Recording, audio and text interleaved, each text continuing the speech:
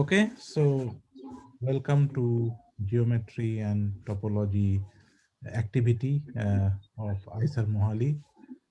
So it's my pleasure to have Professor William Goldman from University of Maryland. Uh, so Professor Goldman has given a general lecture on Friday about geometric structures on manifolds. Now he will follow that up in this talk. So we are sorry for the technical glitch that we had on the other lecture. There was no formal introduction to Professor Goldman, but now I invite, on behalf of IISER-Mohali, I thank Professor Goldman for agreeing to give these talks, and I invite uh, Bill to give the second lecture. So Bill, welcome to IISER-Mohali again. You can start your lecture.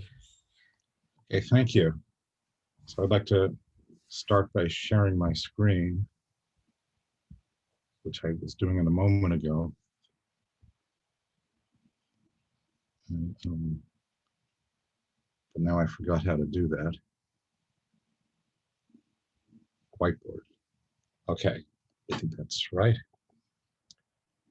Okay, so And the screen sharing was also working. We could see the pictures that you wanted. okay, Yeah. good. But yeah, so that has to be done on my computer, so I'm switching back and forth.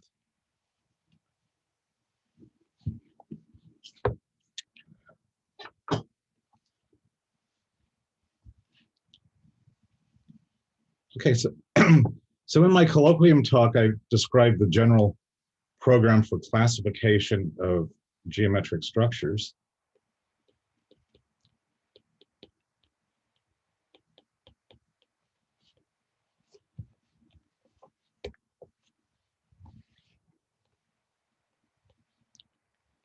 And recall what I mean by a geometric structure. This is a locally homogeneous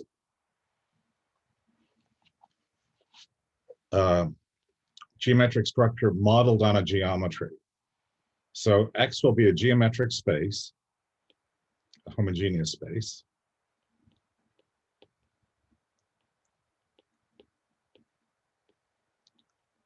Nowadays, we call it a homogeneous space.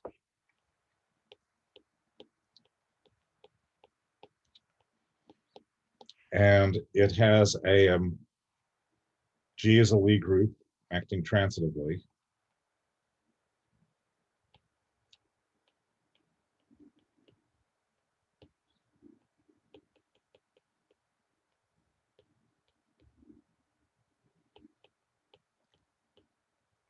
So all the points are regarded as the same.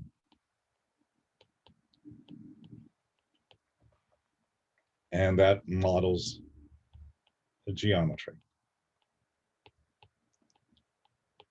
in the sense of Sophus Lie and Felix Klein. Okay, and the example I gave earlier was where X is Euclidean space and G is its group of isometries. These I'll call Euclidean structures. And these are equivalent in more traditional differential geometry to Riemannian metrics of zero curvature. So these are the same as flat Riemannian structures.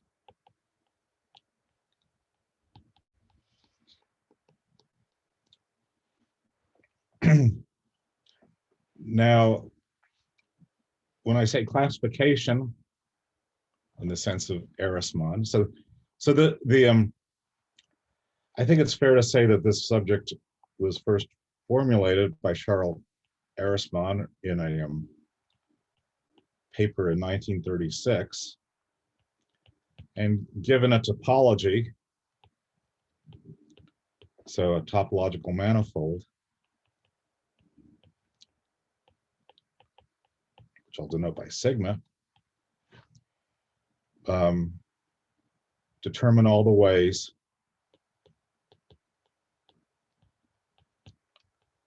of putting the G invariant geometry of X locally on sigma.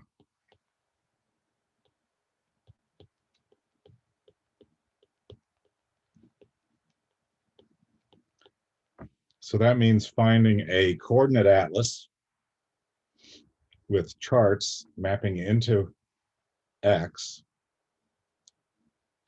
such that the coordinate changes are locally transformations in G. And so, example, if sigma is a sphere, or more generally a closed, simply manifold with finite fundamental group,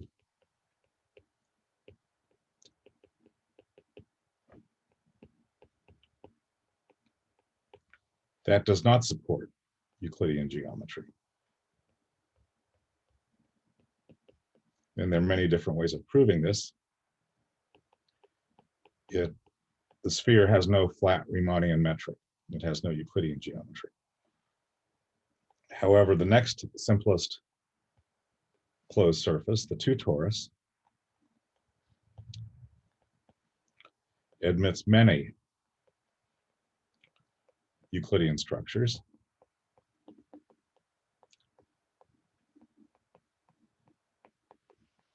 And they're parametrized by a nice space. So that's what I mean by a classification, is that there's going to be a moduli space which parametrizes these structures.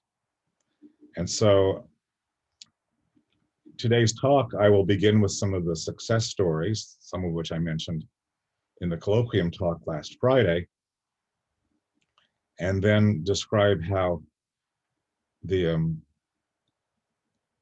even though one can get a classification, the moduli space might be a very intractable space, in the sense that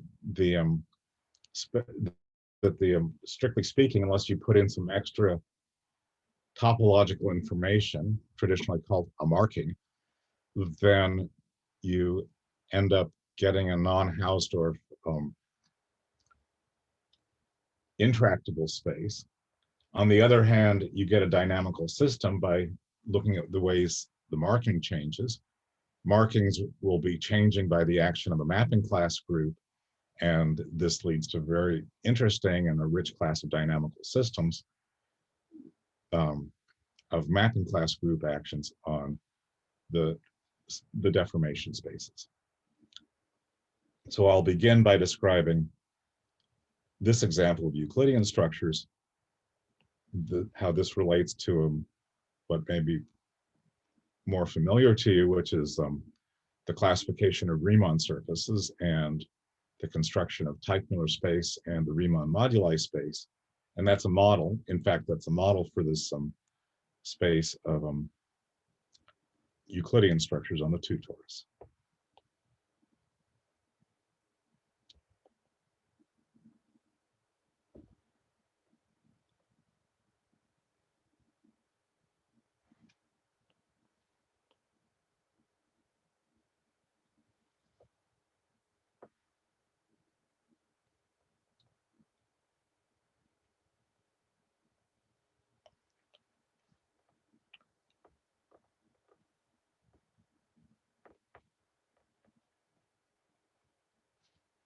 Okay, so we want to construct a deformation space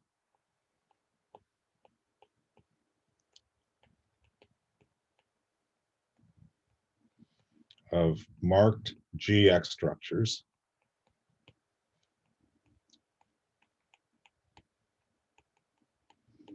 on sigma. So what do I mean by that?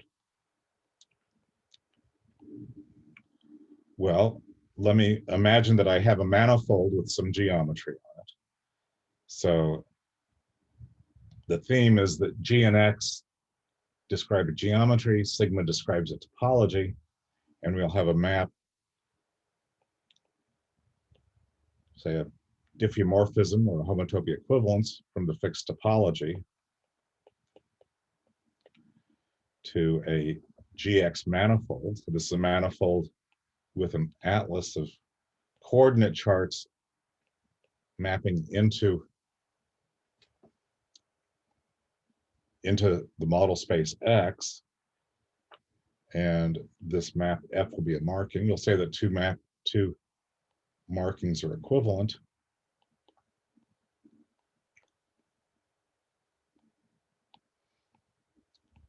if there is a GX isomorphism,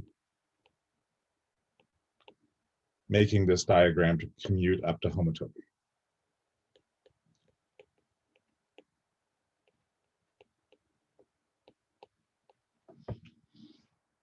Okay, and then the space of equivalence classes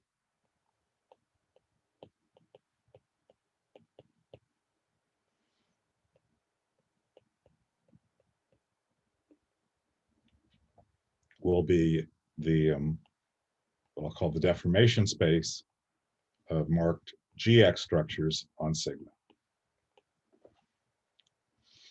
Okay, and changing the marking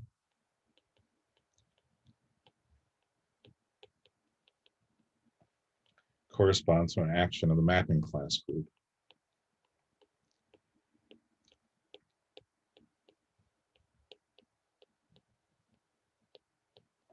Which I'll denote by mod sigma. It's defined as the group of isotopy classes of diffeomorphisms of sigma. Okay, so this is why we require that this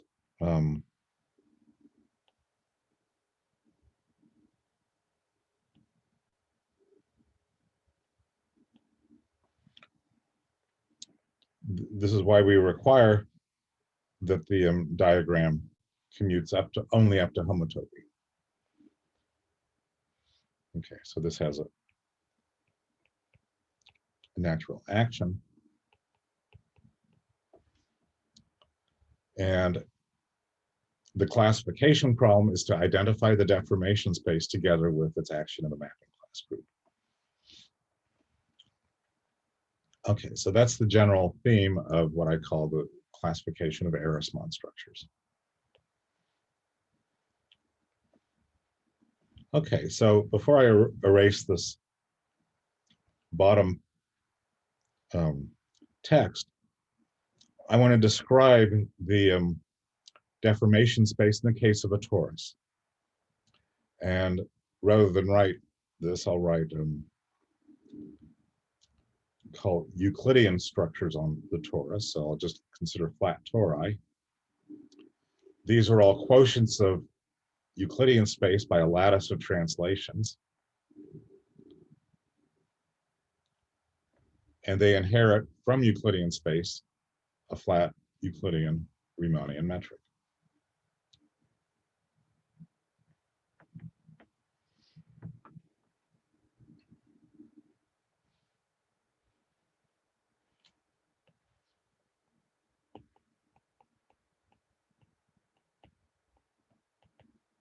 So I'll take sigma to be an N torus. And this deformation space, I'll just call Euc of sigma, or Euc of Tn. And then this is the space of marked structures. Then this identifies naturally with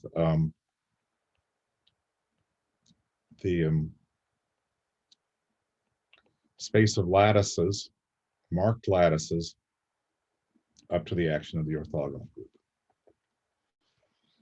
The orthogonal group is acting preserving lattices. We have translations, but we can absorb the action of translations. And then a lattice together with a marking is just a basis of the vector space Rn.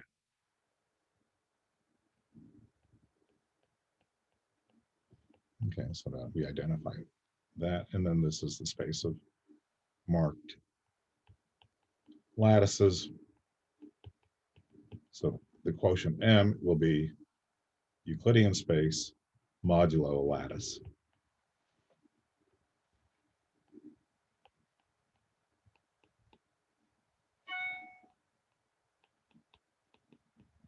Okay. Marked lattices are just equivalent bases. And then the action of the mapping class group, mod sigma, that's just GLNZ, just changing base, that's just changing the basis of the lattice, the automorphisms of the free abelian group Zn. And then the moduli space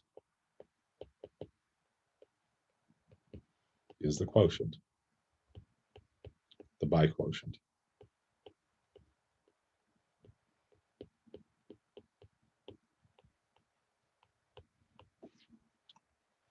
Okay, and so this gives a very nice picture. This has a beautiful geometry. It's related to the space of elliptic curves, the elliptic moduli space, elliptic modular curve, and it itself has it has hyperbolic geometry on it. Okay, and that brings me to my next example, which is actually a non-example since it's the classification of Riemann surfaces.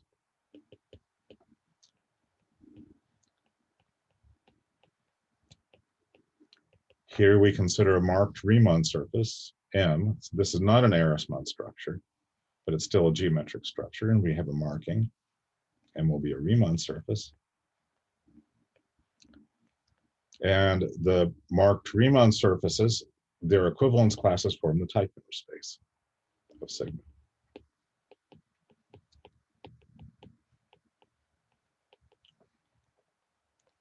Its quotient is the Riemann moduli space.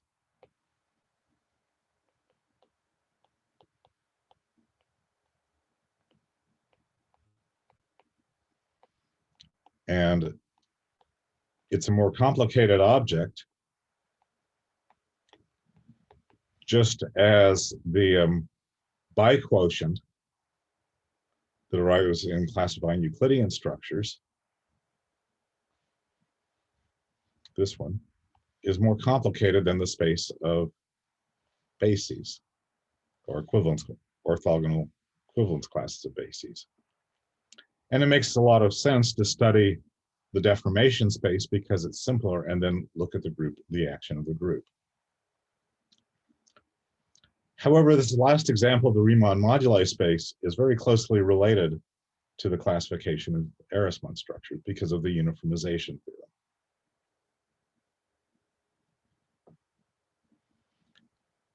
So the uniformization theorem asserts that every Riemann surface is one of three types. It's either elliptic, parabolic, or hyperbolic.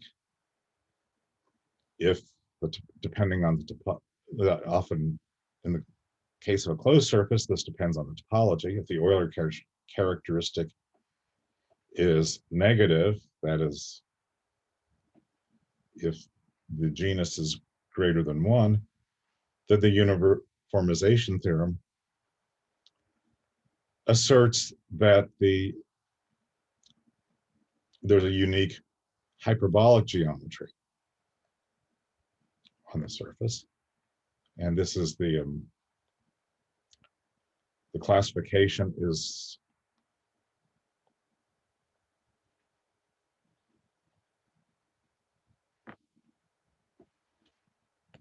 it's quite nice, the uniformization theorem. Let me assume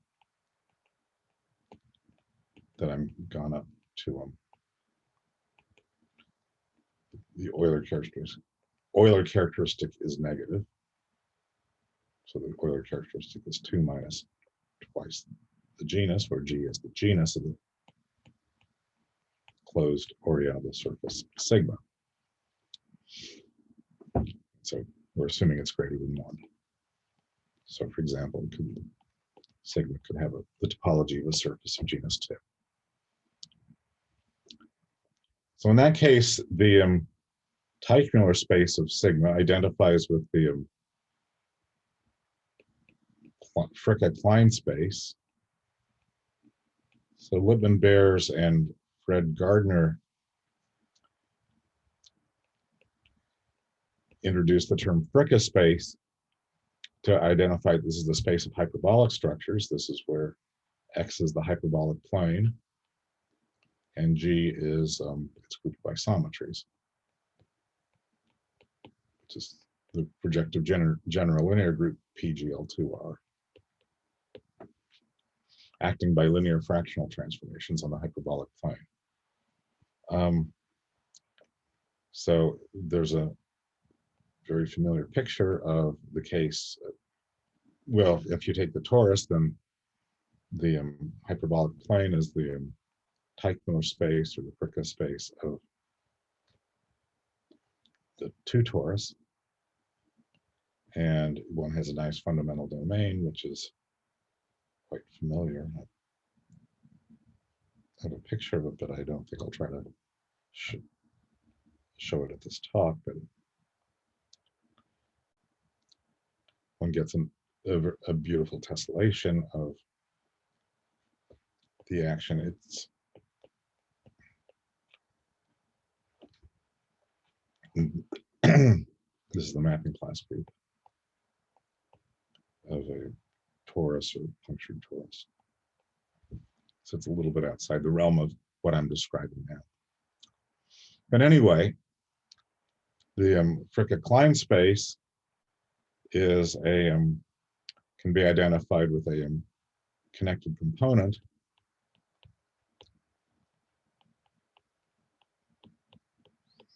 of the space of equivalence classes of homomorphisms from the fundamental group of sigma into G. And this is modulo the quotient by the group of inner automorphisms of G.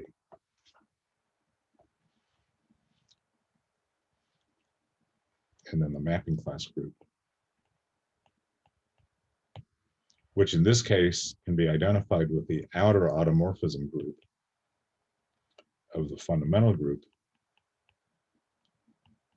of sigma, acts properly discontinuously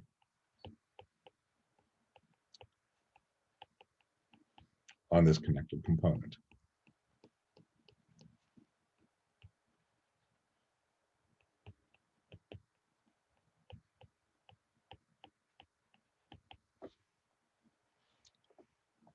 In particular, the uniformization theorem identifies the Riemann moduli space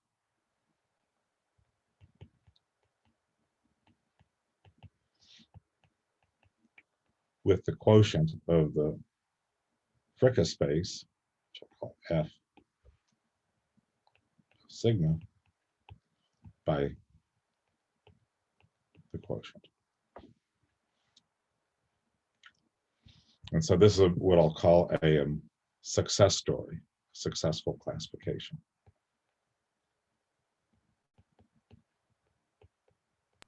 Yeah, so Bill, I have a question here. Yes. So what is the difference between Fricka-Klein space and Teichmüller space? The Fricka-Klein space is the space of hyperbolic structures. That's a deformation space in the context of this talk. These are GX structures where G is PGL2R and X is the hyperbolic plane. The Teichmüller space is the space of marked Riemann surfaces. And so these are not Ehresmann structures, but they're closely related to them. And the uniformization theorem asserts that every Riemann surface homomorphic to sigma, that is every genus G Riemann surface, has a natural hyperbolic metric. So it has one of these geometric structures. But this is a highly non-trivial theorem. Okay. And it should be respected in the sense that it lets us change context very freely. Okay. So I was recently reading a claim that even the subject is often called Teichmüller theory, even though I don't think Teichmüller ever studied hyperbolic geometry. And I think maybe it's better to call the space of hyperbolic space structures the Fricke-Klein space. And then the uniformization theorem shows that there's a natural bijection between the Teichmüller space of Riemann surfaces and the Fricke-Klein space of hyperbolic structures. Okay. Okay. I think this is especially critical when you get into the theory, when you start getting into what's sometimes called higher Teichmüller theory, which is also a misnomer. And there one looks at geometric structures like projective structures, and that's the next thing that I'll be discussing. So And you use this third term, deformation space. Is that also comes from a different theory? I'm sorry? The word deformation space Right? and Teichmüller space and the Fricke-Klein space. So I'm using the term deformation space to emphasize that I'm considering marked structures. So I'm fixing a reference topology, and then I'm letting, which I'm calling sigma, and then I'm letting the geometry, which I'm calling M, vary. But I'm still labeling M by sigma. Okay, and the reason is that I want to get into this, well, there are various reasons, but one important reason is I want to get into the space of representations. This is sometimes called the character variety. And the reason is that I want to identify the fundamental group of sigma. Let me just call that pi with the fundamental group of M.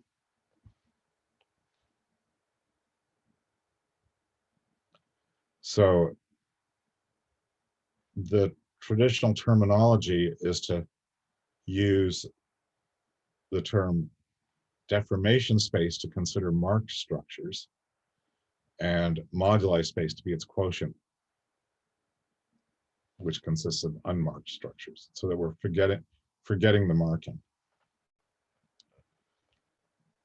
So when we have a structure, sigma, we can, so sigma is the topology, so the marking identifies sigma with M. It's a topological labeling. It's literally choosing a basis in the case of flat tori, basis of a lattice. So M, so this sigma has topology, M has geometry. And now it's defined, M has this atlas of coordinate charts going into X. And the atlas is sort of unwieldy, I think, but it can be globalized using this properties of homogeneous spaces by unwinding M, so to speak. Unwinding means passing to the universal covering space, and then developing the charts. That means start at one coordinate patch, look at its coordinate chart, and then as we follow a curve, this procedure of development goes back to Elie Cartan. You look at a neighboring coordinate patch. Neighboring means that it overlaps it. And on the intersection, there's a unique way of extending the coordinate change. Let's assume that the intersection is connected to the neighboring, for the next coordinate patch. And we basically analytically continue these coordinate charts, giving a map, a GX map from M tilde into X. And this is the development map, or the developing map. And this globalizes the coordinate atlas of patches U and coordinate chart psi.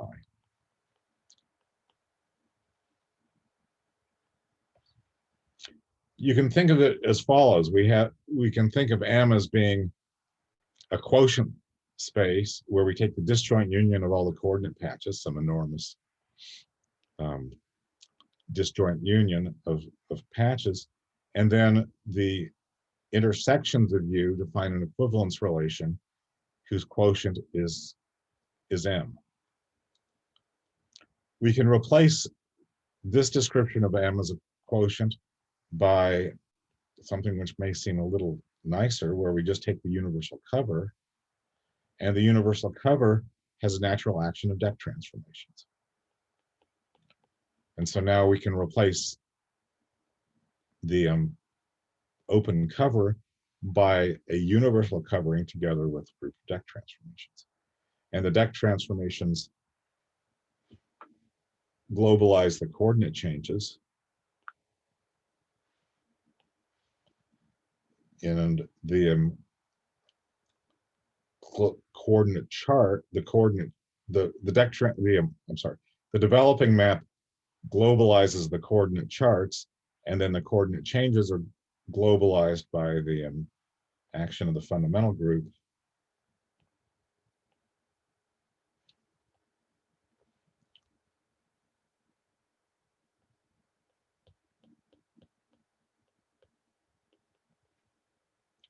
In the following, which is given by a homomorphism, the holonomy homomorphism from the fundamental group into G.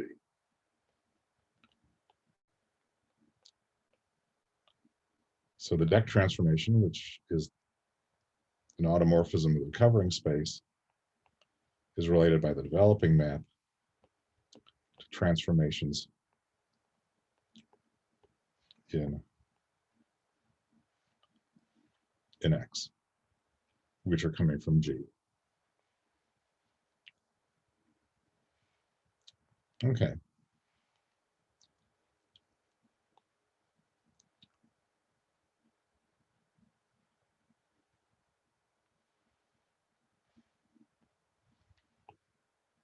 So that's the procedure of development, and this is, I think, easier to work with than the coordinate atlas, since it's defined on a single space, the universal covering space.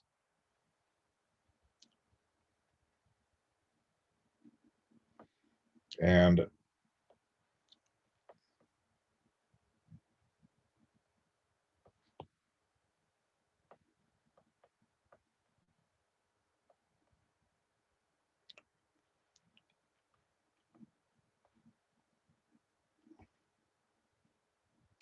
the deformation space is closely related to the space of homomorphisms. Namely, we have the deformation space of marked GX manifolds, and associating to the holonomy representation, we get defines a map from the homomorphisms from pi. That's, I'll just call pi the fundamental group of sigma, into G, but that's only defined up to the action of interautomorphisms, conjugation.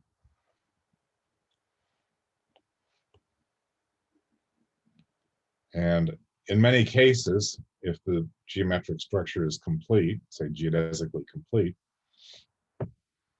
then the deformation space whole embeds the deformation space as a nice open and closed subset, like in the case I described before of Fricka space. And in general, Bill Thurston recognized in the late 1970s that this map is, it tries to be a local homomorphism. It's like a developing map. But I'm saying it tries to be because in general, it might not be injective, it might not be open. In general, the space of this quotient space by interautomorphisms might not be Hausdorff.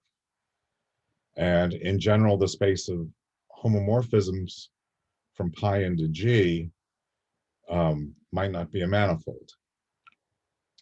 If G is an algebraic group of matrices, then Hom pi G has a natural structure as a real algebraic set. However, it might be singular. And although the action of G on it will be algebraic, the quotient space might need to be repaired to get a nice algebraic variety. So there are all kinds of pathologies, and they all arise. However, it's not quite as bad as what I'll be describing in a moment, and that's that when we want to form the moduli space, that is, forget the marking, then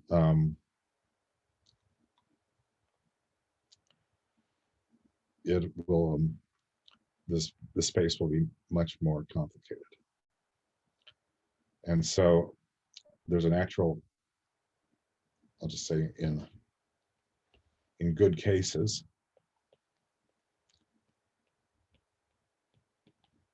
hole is an embedding, such as in the case of hyperbolic structures or Euclidean structures. And the reason is that the good cases, the developing map is an isomorphism. It's because these structures are complete and in the metric sense.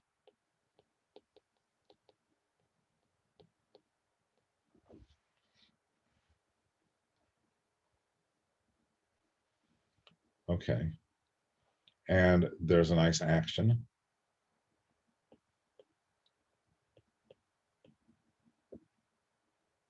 This is the change of marking, like a change of basis. And the mapping class group, mod sigma, naturally maps to the outer automorphism group of pi. So the outer automorphisms are automorphisms which aren't inner, and they don't form a group. By the outer automorphism group, I mean the quotient of the full automorphism group by its normal subgroup of inner automorphisms.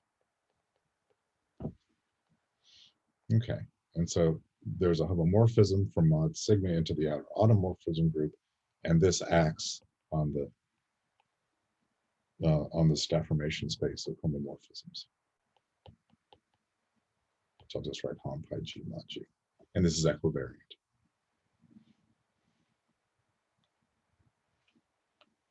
Okay, so now I'd like to describe another example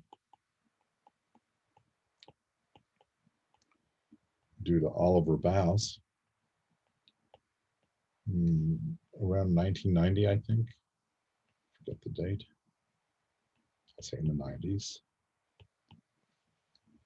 where we look at the deformation space. So here X will be the affine plane, in other words, R2, just with geometry of parallelism, the affine connection. G will be the affine group. In other words, transformations of the form. Translation, composed with a linear map. This is an isometry if the linear part A is in the orthogonal group, but now I want to just consider that this lies in, it's an arbitrary matrix, and B is a vector describing a translation.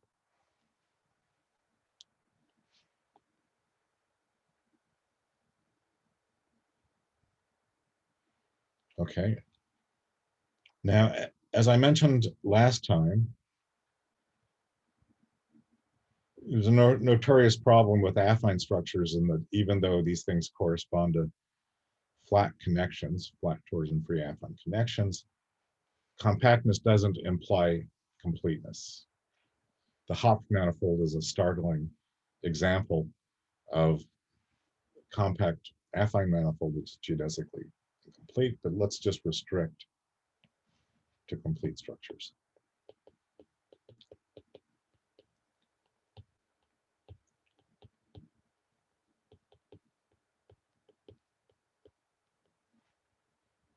So in other words, these are quotients of the affine plane R2 by some group gamma. Now, if gamma is a lattice of translations, these are all different. These are all the different Euclidean structures. These are the flat tori, but they're all affinely equivalent. So there's only a single point when we go to the deformation space.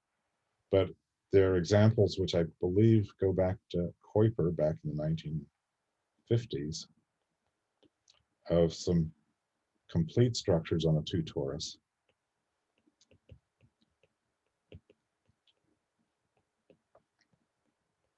Which are not Euclidean.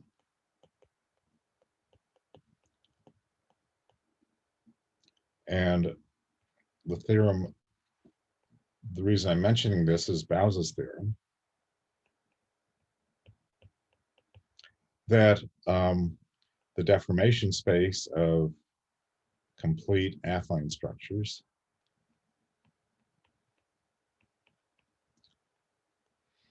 on the 2 torus, the topology, identifies with the plane R2. Okay. Well, that's similar to hyperbolic structures, where we identify the space of hyperbolic structures on the 2 torus, the space of marked, remember, this is very important, the marked structures on the torus with the upper half plane. And then the action is just the standard action, the modular group, PGL2R, PGL2Z, acting by linear fractional transformations. The module, okay, I think I lost this. The modular group of the 2 torus is GL2Z, but now the action on the deformation space of complete affine structures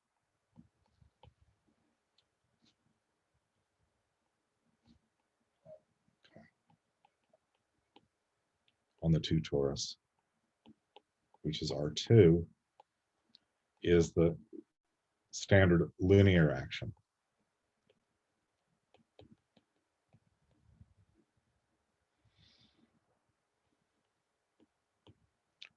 And linear maps of a vector space fix the origin, the 0 vector, and the 0 vector in R2, this corresponds to the single equivalence class.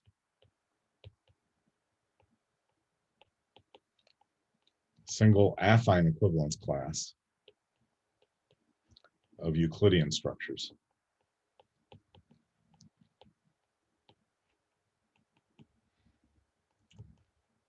So we have a much bigger equivalence relation. Now we have equivalence relation of affine equivalence, and all lattices are equivalent by a change of basis matrix.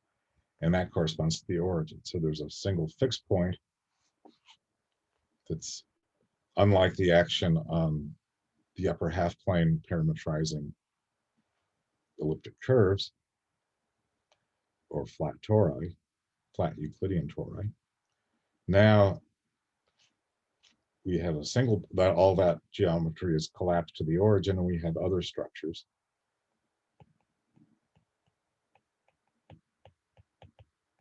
Other complete affine structures on T2. And I'll describe how you get them. They're really quite simple. This is a little different than how Kuiper described it. Let's take a lattice of translations.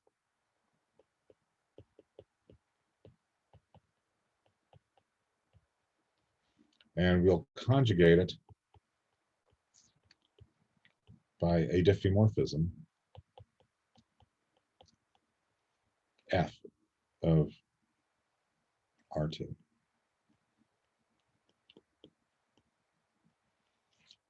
We don't want to, if F is a Euclidean isometry, that's the original that generates the equivalence relation of isometry that we get the moduli space of Euclidean structures.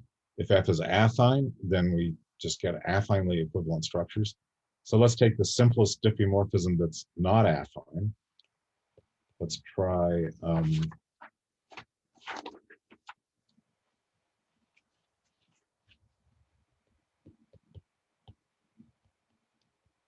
something quadratic. Let's put a parameter in, epsilon. And let's conjugate the translations. So the translations will be given by a pair of vectors S and T and R2. Finds a translation tau.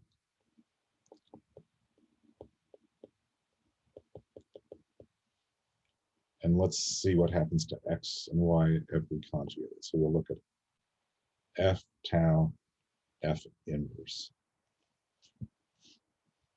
I claim that's affine, even though F is quadratic. So the first thing we do is do F inverse. So that gives us X minus epsilon Y squared, Y. Then we apply the translation, X minus epsilon Y squared plus S, Y plus T. Now comes the hard part. And now we apply F. So what happens here, F takes xy to x plus epsilon times y squared. So the new x is x minus epsilon y squared plus s. Now we add epsilon y squared. But y now has been changed to y plus t squared. And then we take the new y. And let's see what happens. Well, when we expand the square, y plus t squared, we get one term, which is epsilon y squared, which cancels this term here out. And there's a cross term, which is very interesting here. The cross term is going to be the linear part. So that will be 2 epsilon y times t. And then we have a translational part, which is just going to be s plus epsilon t squared. And then the rest of it's just y plus t.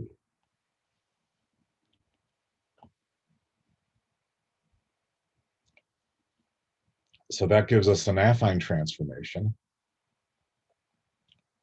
depending on the group parameters S and T.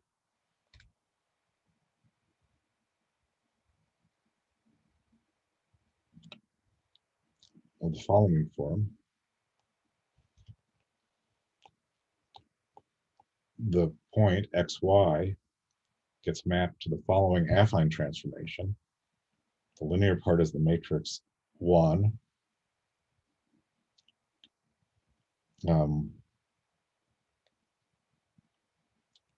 2 epsilon t.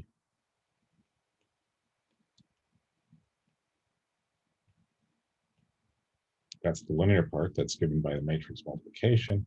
And then we translate by s plus epsilon t squared.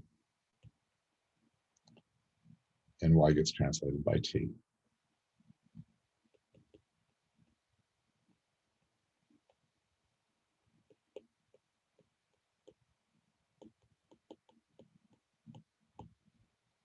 And then we're going to be taking s and t to be in our lattice. For example, it could be the integer points. It could be lambda, could be z squared. And so we're going to be interested in the holonomy group, which is just the conjugate of f of this lattice, f inverse. Okay, so I have some pictures to show of what happens. Let's see if I can do this. I want to.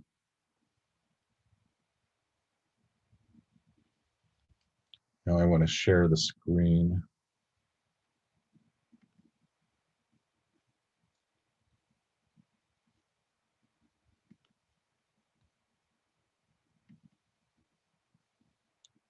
Okay.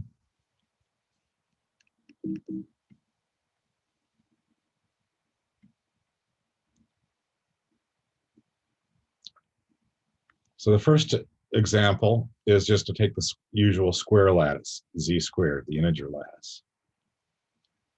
And now I want to apply this quadratic diffeomorphism f, and it depends on this one parameter family, one parameter epsilon, you can imagine, deforming that, and that will take, well, the horizontal lines remain horizontal,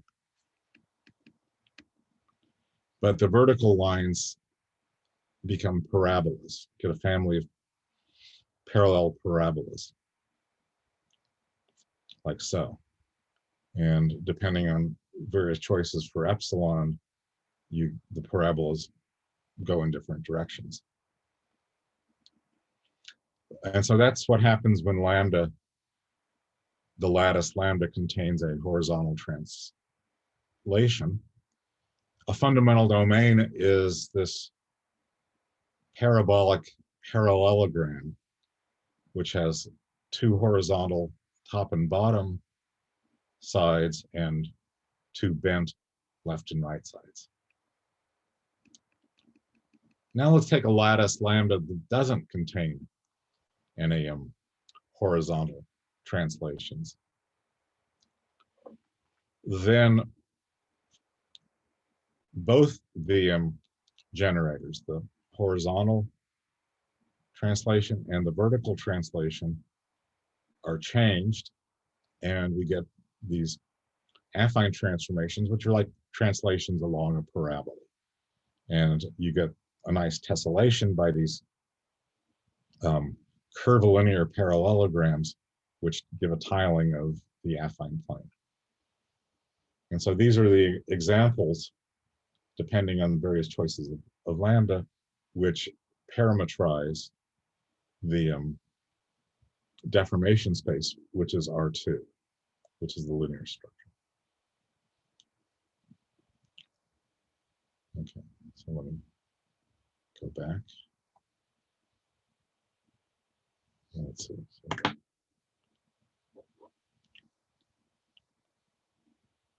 let's share with the whiteboard.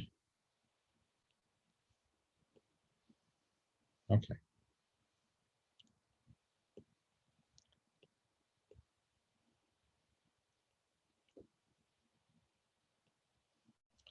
So to summarize, the deformation space of GX structures, where these are affine structures. Okay. So there's a message in the chat.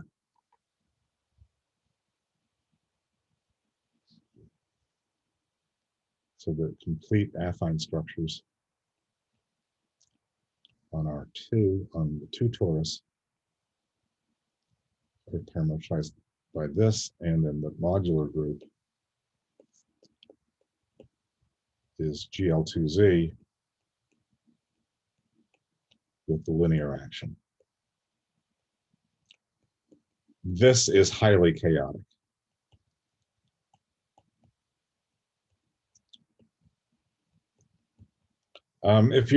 It's measure preserving. I took GL2Z, which contains elements of negative determinant, which reverse orientation, but it still preserves the Lebesgue measure, so it preserves area. But the action is ergodic with respect to Lebesgue measure class. On the other hand, it has many discrete orbits.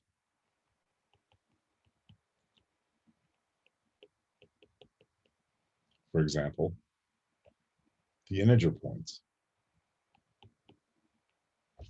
They're obviously preserved by GL2Z, But even more, we can take we can take rational points of a fixed denominator to get other discrete orbits. And it's, so maybe I should just say it's the quotient space, the analog of the Riemann moduli space, or this biquotient of GL2Z mod.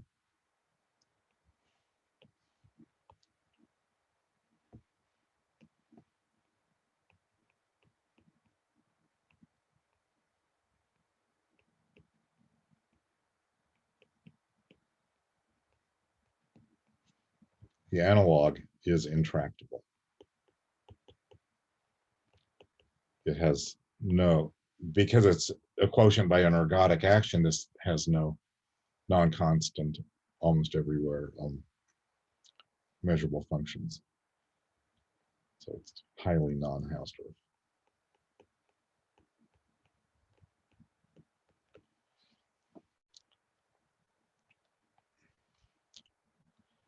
So it's examples like this, and in the case of projective structures, there are many examples that I wanted to talk about, but I don't really have time. If we look at complex projective structures on sigma, that is another success story that goes back to the 19th century. This can be identified with a nice affine space, an affine bundle, which is associated with the cotangent bundle of Teichmuller space. And then we have a nice quotient, which preserves the vibration of this affine bundle over Teichmuller space. So this has a nice action, but then this maps into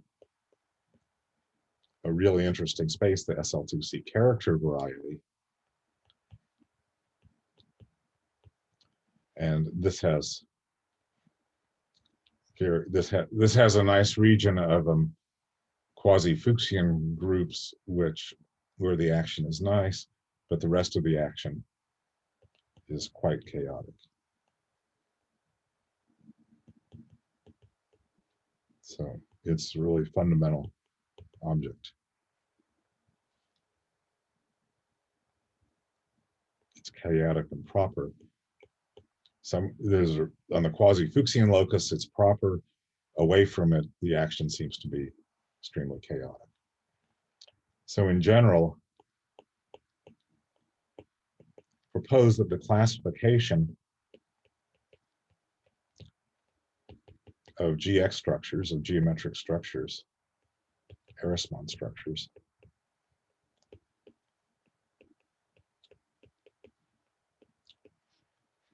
leads to interesting and highly non-trivial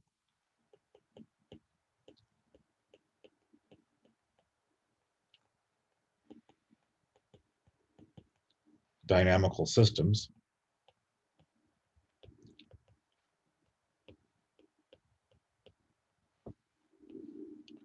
corresponding to the action of the mapping class group on the character varieties in the deformation spaces.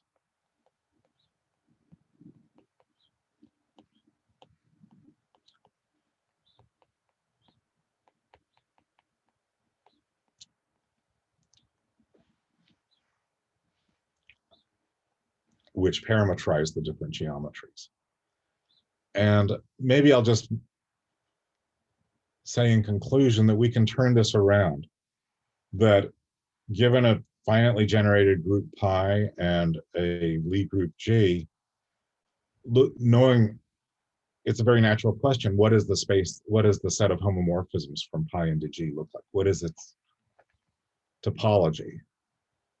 If the groups are abelian, then this is an abelian group in its own right, but otherwise it's quite involved and complicated space.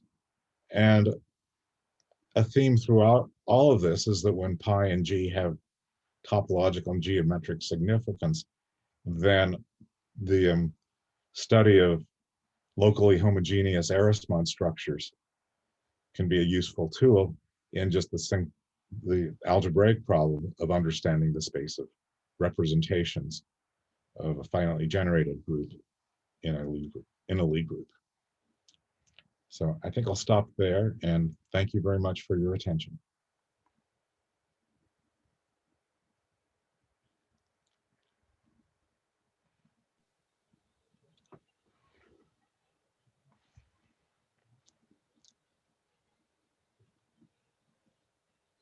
Any questions?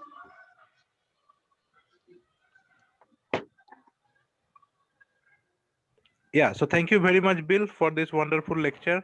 Sorry, I was speaking, but with mute button. So anyway, thank you very much for the lecture. I see that there is already a question in the chat box. Okay. Yeah, from Nilendu. So he is asking that in case of complete structure, our manifold M is quotient of X by holonomy image of the fundamental group of M. The action is properly discontinuous, so we can talk about fundamental domain. Is it true that two structure is equivalent if and only if there is an element of G which maps one fundamental domain to another? Yes. The problem may be that fundamental domains are highly non-unique. There are many of them for a given group and a given structure. But if you know that if there's an element of G that takes a fundamental domain to something that is another fundamental domain, then that's fine. But in general, the fundamental domain is not particularly canonical. Okay. So Nilendu, have you got your answer? Yes, sir. Thank you. Okay. So any more questions?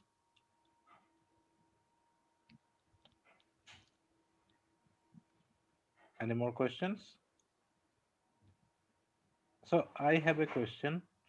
So I mean, you discussed the the mapping class group of torus action on the deformation space of affine structures on torus. Now I have a very simple question. I mean, if you take your sigma to be the circle, Right. and your G to be SL2R, Right. and X to be the circle again. Right. So then, does that give you some interesting deformation space, or is it very? Yes. I see. The deformation space I like this. It's and I'll be talking about this in my class. I see. And it's written up. The deformation space is the set of it identifies with the universal cover of SL2R with the identity element removed. Oh, I see.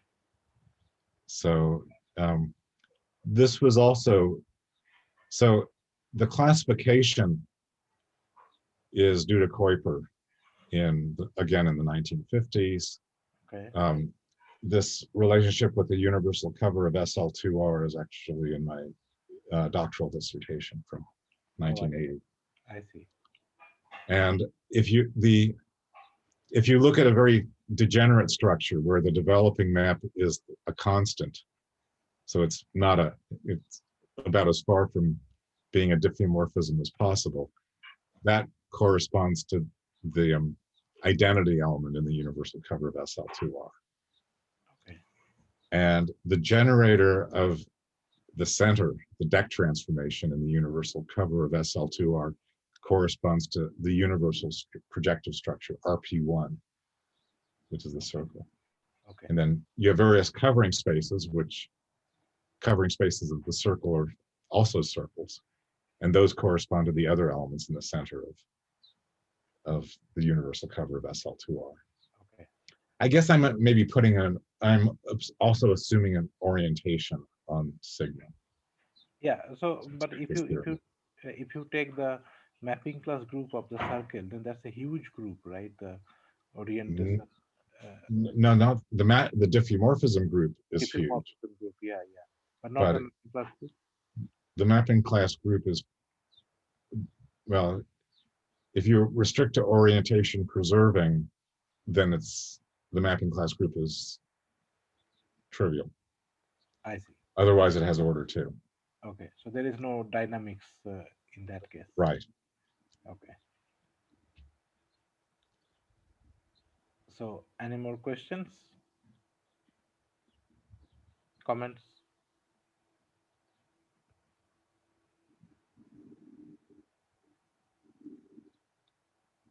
Okay. So, if there are no more questions or comments, let's thank the speaker. Thank you. Thank you, Yeah. Professor. So, there is a clap button in Zoom. Everybody, please. Uh, so, thank you, Will. Thank you very much for the wonderful lecture. I Oh, think it's quite time. welcome. Yeah, it's time for breakfast for you and dinner for Right. us. Yeah, well, the sun's up now. Yeah, it's 6:40. Okay. 6:40 p.m. Yeah. Right. So it's So probably dinner time for you. dinner time for us and breakfast time for you. So Okay. yeah. Okay. Well, thank you. Okay. Thank you. Thank Have you, a Thank you good very Professor. much. evening. Thank you very much.